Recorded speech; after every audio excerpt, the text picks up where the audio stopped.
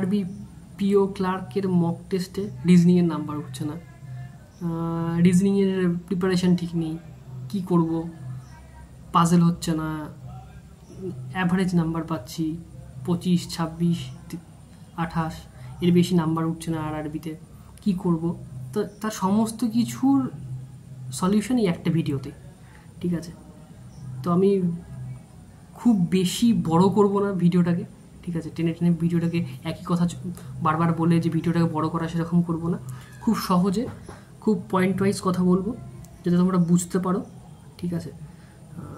তো ভিডিওটা শুরু করার আগে একটা কথাই বলবো যে ভিডিওটা দেখে তাদের পক্ষেই স্ট্র্যাটেজিগুলো ইউজ করা সুবিধার হবে যাদের রিজনিংয়ের পুরো মানে সিলেবাসটার কনসেপ্টটা ক্লিয়ার আছে, ঠিক আছে।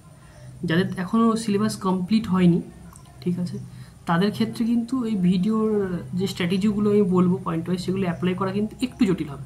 তো যাই হোক, প্রথমেই ভিডিও শুরুতেই প্রথমে বলবো যে রিজনিংয়ের প্রথম গুরুত্বপূর্ণ বিষয় হচ্ছে puzzle or sitting and sitting arrangement, ঠিক আছে।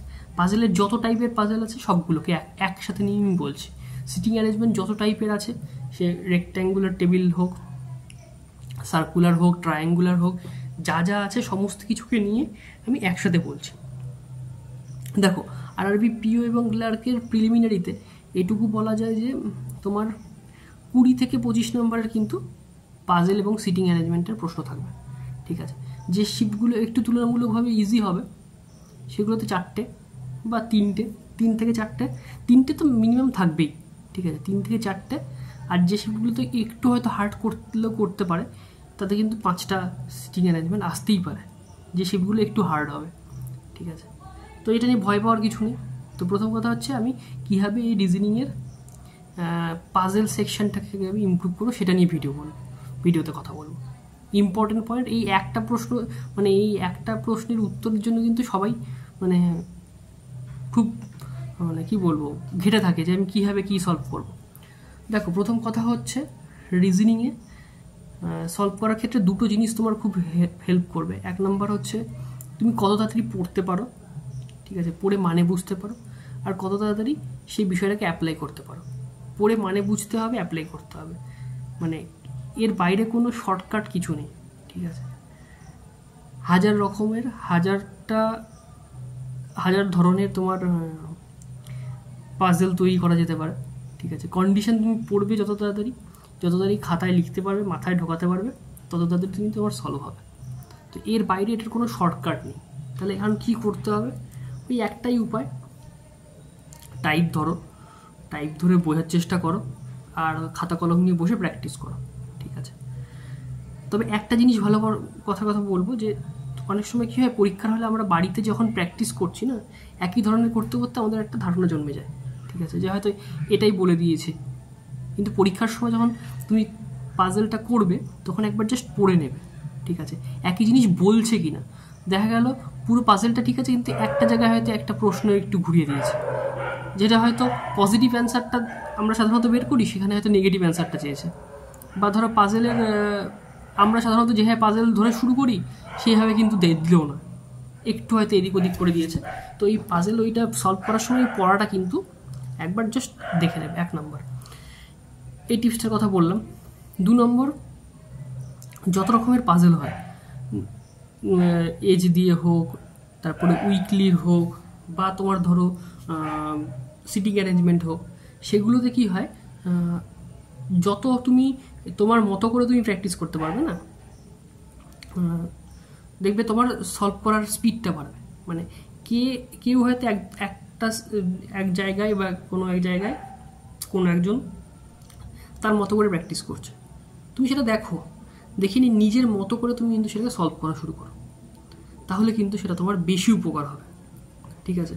ধরো কোনো একটা আমি বলছি, ধরো কোনো একটা এজ রিলেটেড যেরকম যে পাজেলগুলো হয় মেনলি, সেগুলোতে কী হচ্ছে, সেগুলোতে হয়তো তারা যেভাবে ক্যালকুলেশনটা করে সলভ করছে সেটার থেকে একটু হয়তো তুমি নিয়মটা কি থাকলো, যে তুমি তোমার মতো করে লিখছো, পাজেল করার সময় যে সেই লেখাটা তুমি তোমার মতো করে লিখছো, সেটাও কিন্তু খুব ইম্পর্ট্যান্ট। কীভাবে লিখবে সেটা কিন্তু খুব ইম্পর্ট্যান্ট। তো তুমি সেটা তোমার মতো করে লেখো, দেখবে সলভ করতে সুবিধা হবে। এটা গেল একটা বিষয়। আর রিজনিংয়ের পাজেল বাদ দিয়ে আর যে পোর্শনগুলো থাকছে, ধরো ইনইকুয়ালিটি, সিলোজিজম, তারপরে তোমার ধরো কোডিং ডিকোডিং, ঠিক আছে, তারপরে তোমার ব্লাড রিলেশন, ঠিক আছে, ডিরেকশন, এগুলো তো কি, এগুলো তো তোমার ধরো যেরকম কোশ্চেন আসছে দিনের পর দিন যতটা হচ্ছে, এগুলোকে তোমার প্র্যাকটিস করে স্পিড বাড়াতে হবে, এর বাইরে কিছু নেই, ঠিক আছে। যেমন ধরো ইনইকুয়ালিটিস যেগুলো থাকে, সেগুলো তোমার বেশিরভাগ ইনইকুয়ালিটিস ক্লারিক্যাল লেভেলের যেগুলো দেয় সেগুলো তুমি উইথাউট পেন পেপারই সলভ করতে পারবে, ঠিক আছে। আমি এইটুকু বলতে পারি, যদি কোশ্চেন পেপার খুব হিউজ চেঞ্জেস না হয়, তাহলে আমি বলবো ওগুলো খাতা পেনও লাগবে না, তোমার মুখে মুখেই স্ক্রিনে দেখেই তুমি সলভ করে দিতে পারবে, ঠিক আছে।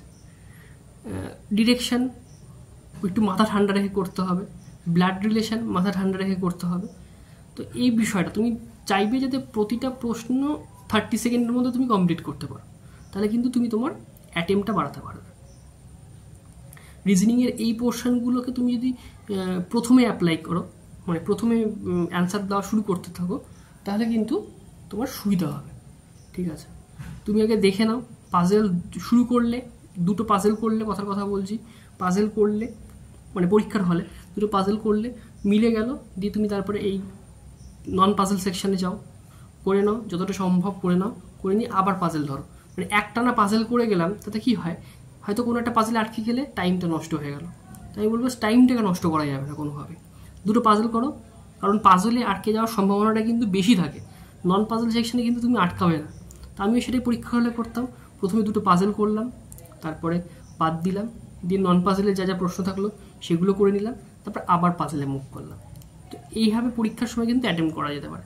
তো আমি এটা নিয়ে ভিডিও বানাবো যে কীভাবে আরআরবি পেপারটাকে তুমি লাইভ পরীক্ষায় অ্যাটেম্প করবে, সেটা নিয়েও ভিডিও আসছে। তো আজকের ভিডিওটা এই পর্যন্ত। যদি ভিডিও ভালো লাগে একটা লাইক করে দিও, চ্যানেলে নতুন হলে সাবস্ক্রাইব করো, আর বন্ধুদের সাথে তো শেয়ার করতেই পারো। দেখা হচ্ছে নেক্সট ভিডিওতে।